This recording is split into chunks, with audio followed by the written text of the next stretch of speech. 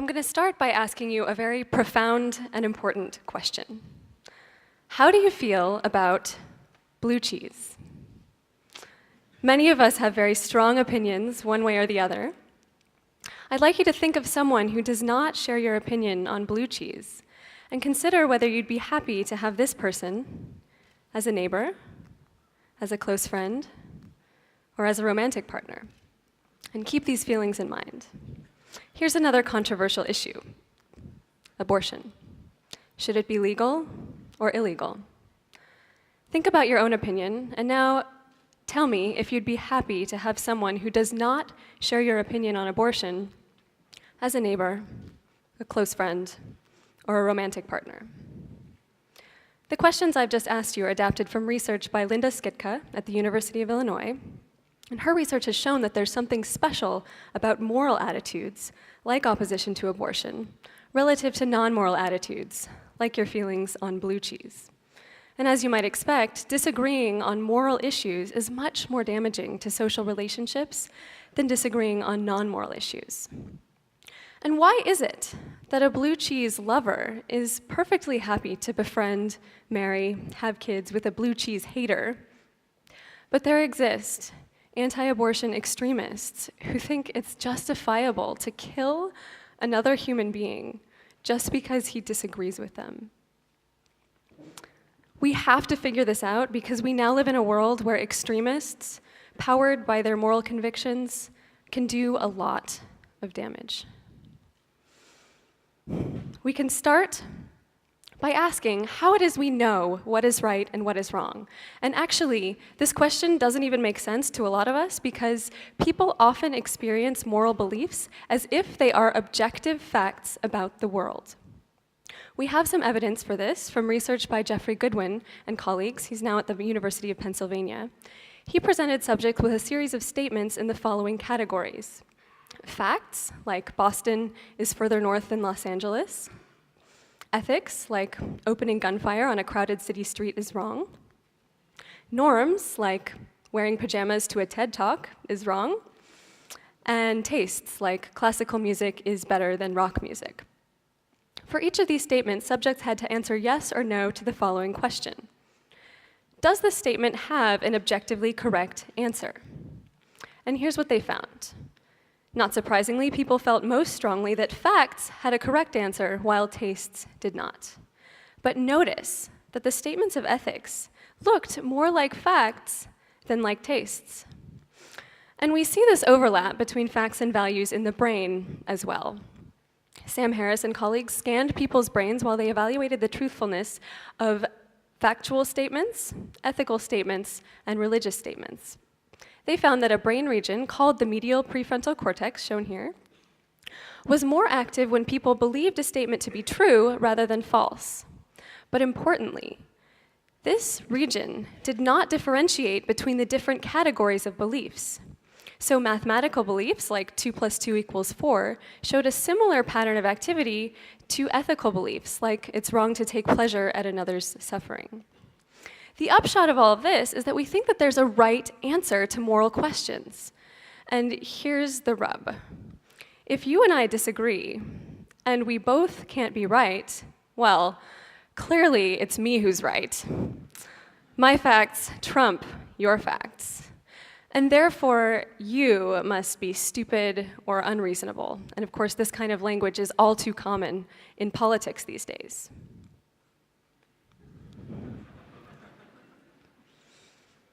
But there's an important and dangerous difference between disagreeing on facts and disagreeing on moral values.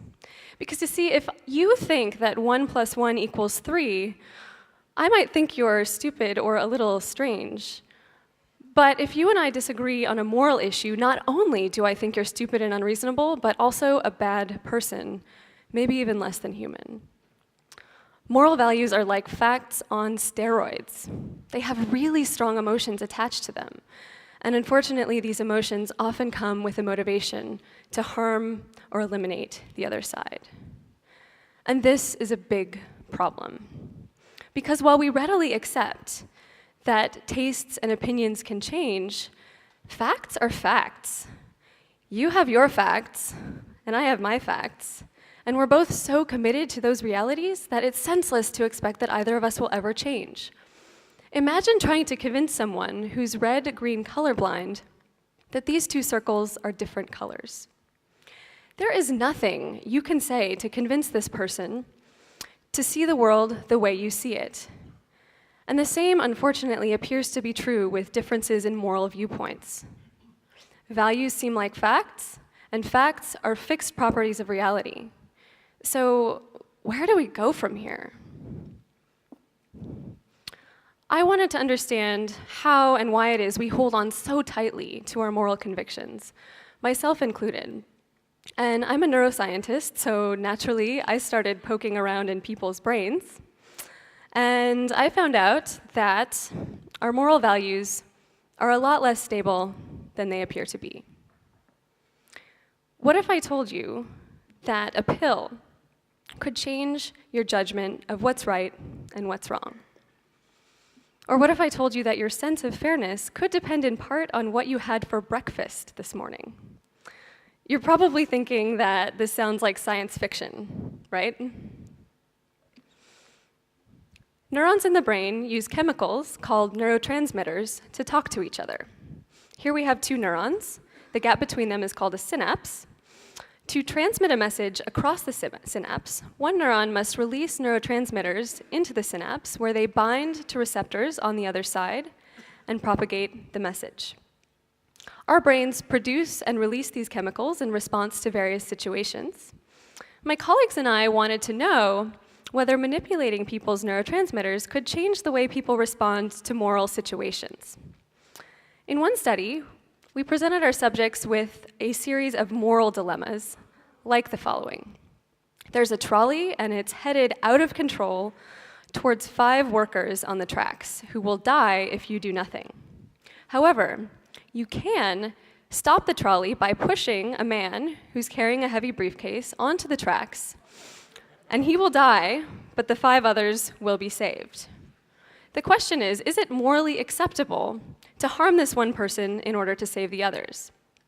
Now, of course, there's no objectively correct answer to this question, but there are 2 schools of moral thought that take opposing views. The utilitarian school, rooted in the works of philosopher David Hume, judges the merits of actions based on the outcomes they produce. So morally appropriate actions are those that result in the greatest good for the greatest number. In contrast, the deontological school, grounded in the works of philosopher Immanuel Kant, judges the actions themselves. So there are right actions and wrong actions, and outcomes are irrelevant.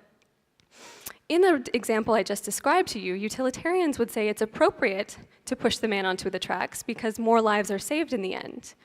Whereas deontologists would say it's inappropriate because harming is just fundamentally wrong.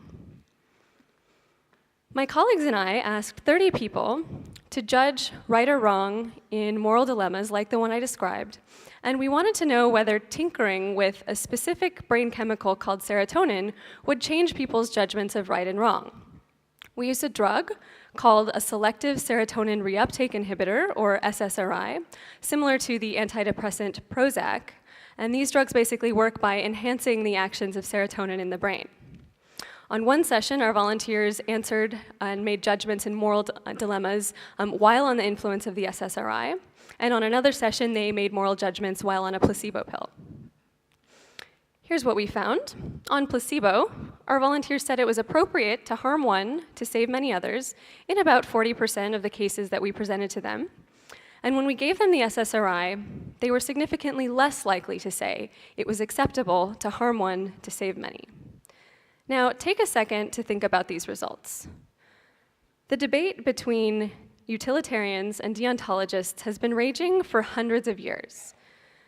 And we gave people a pill, and without their even knowing it, they gave different answers to this question of whether it's okay to harm one to save many others. Could the difference between Hume and Kant all boil down to a couple of chemicals in their brains? And on a more serious note, what are the implications of this for other ethical questions? So taking this idea further, my colleagues and I wanted to know whether changing serotonin levels could influence the way people respond to being treated unfairly. We used a game from economics called the ultimatum game.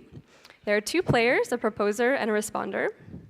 The proposer suggests a way to split a sum of money with the responder, and the responder can either accept, in which case both players are paid accordingly, or he can reject, in which case neither player gets any money.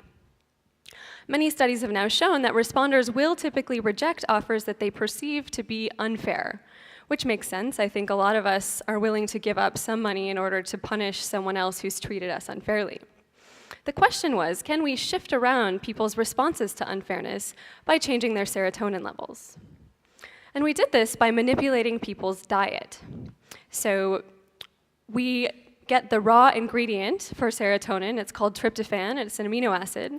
And we must constantly replenish our supply of tryptophan by eating protein-rich foods.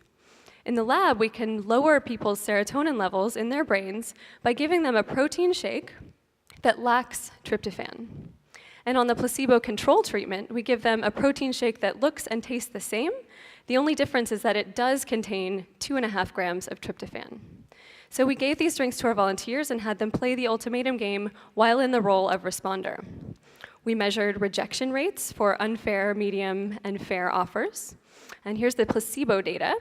As you can see, people reject a lot of the unfair offers, and they hardly ever reject the fair 50-50 splits. But when we lower their serotonin levels, rejection rates go up for the unfair offers. So again, just take a second and consider these results.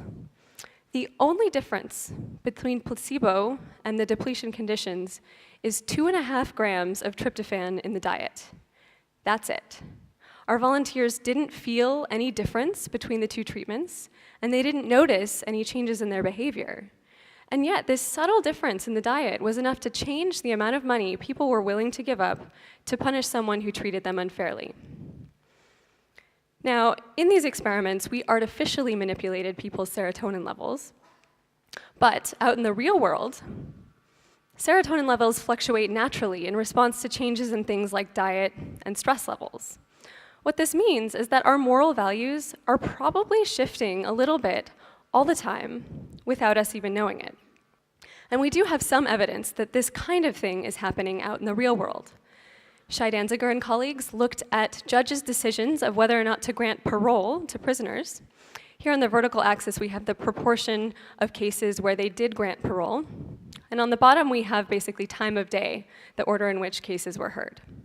These vertical dotted lines here, those are the judges' meal breaks.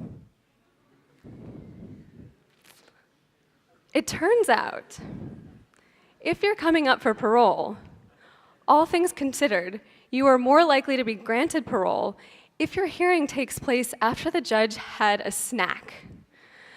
This is a huge effect, and it survives even if you control for other important factors like whether or not it's a repeat offense or whether or not the prisoner is enrolled in a rehab program. Now, I hope that this worries you at least a little bit. And more seriously, I hope that I've convinced you that our moral values are a lot less stable than they appear to be. And this is important because it turns out that simply believing that moral values are changeable as opposed to fixed can have dramatic effects on our willingness to compromise and cooperate with each other. The Israel-Palestine conflict is one of the biggest ideological clashes of our time. It's resulted in thousands of deaths on both sides, huge costs and quality of life. Aaron Halperin, Carol Dweck, and colleagues recently reported that beliefs about whether groups have a changeable versus a fixed nature can influence Israeli and Palestinian attitudes towards each other and their willingness to compromise for peace. In their experiment, they randomly assigned Israelis and Palestinians to read one of two articles.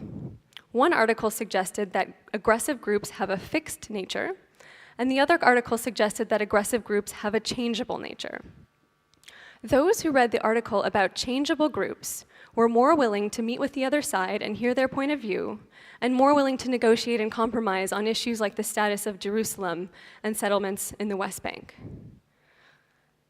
What this means is, if we can wrap our heads around the idea that moral values are not fixed but can change, we're more likely to listen to each other. And here's a kind of crazy idea. If pills can shift our moral values, what if negotiators popped a few moral enhancers before going to the table. Such an intervention might make it easier for opponents to see each other's side. Now, of course, we have a long way to go before we fully understand which neurotransmitters shape which kinds of ethical beliefs. But I do think it's plausible that one day we will have the expertise to identify brain systems driving preferences for conflicting ethical principles. As long as we believe that moral values are unshakable, we will continue to invest our resources into fighting with each other rather than searching for a middle way. Instead, can't we cultivate a healthy skepticism of our own sense of right and wrong? Because, once we accept that our values can be shifted by factors beyond our awareness and control, maybe we'll become a little less attached to them. And the sooner we can let go of this attachment, the better, because we've got some scary problems threatening our collective survival. But we're not fixing them because we're so caught up in bickering amongst ourselves. We're so caught up in bickering amongst ourselves. So, I just hope that we can realize that we're caught in this ocean of hate and fear, and it's blinding us to our common humanity and the amazing things that we can achieve if we can put our differences aside and our heads and hearts together. It's time to wake up. Thank you.